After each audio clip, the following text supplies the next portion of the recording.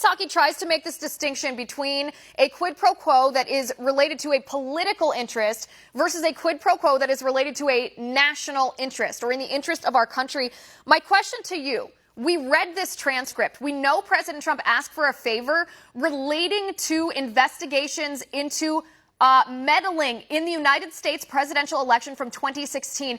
How on earth could a Democrat argue that that is only in Trump's political interest and that knowing who and what and how foreign entities meddled in our presidential election is not in the interest of our country?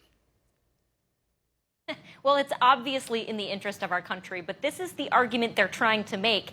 And this is why they're doing this entire impeachment process in secret, because they know if this testimony was made public, their narrative would start to unravel.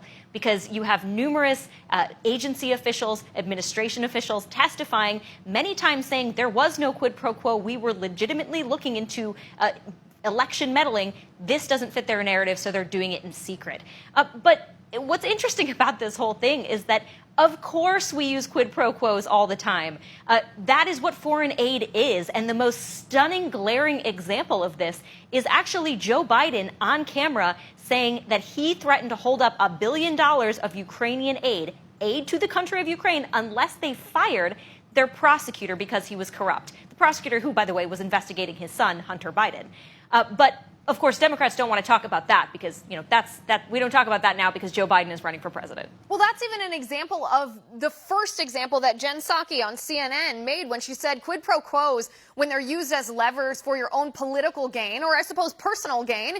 In the case of Joe Biden on that video, he didn't want both his own political interests or his son, the personal interests of his son to be damaged by this prosecutor in the Ukraine. That's an example of the first kind of quid pro quo, the kind that's probably inappropriate. The second kind, as it relates to the national interest, corruption that's happening in other countries, especially when it involves our election process or individuals who are American citizens, that is in the interest of our country. And I don't understand how Democrats can deny, after telling us that Russian meddling is a threat to our democracy and hacking Mitch McConnell for not bringing up their so-called election security bill in the Senate.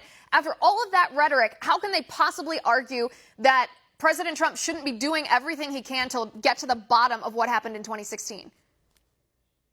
Well, and this is one of the levers of power that we have as the United States. Being the richest country in the world gives us this kind of power over other countries who are dependent on our aid. We can then compel their behavior on issues that are important to us. And that transcript shows President Trump pulling that lever of power, as has every president before him, to say, look, on this issue of election meddling, which, as you point out, is incredibly high stakes, we need Ukrainian cooperation. We could ask them for it, but the way that we can actually compel their behavior is by holding up aid or by saying, hey, we need you to do this in exchange for X. That is how diplomacy is done across the world. I don't care what Jen Psaki says. I also know people in the State Department that will tell you, yes, we do use our aid, our leverage, to compel behavior from our international partners, as do every other country in the world and every other president besides President Trump.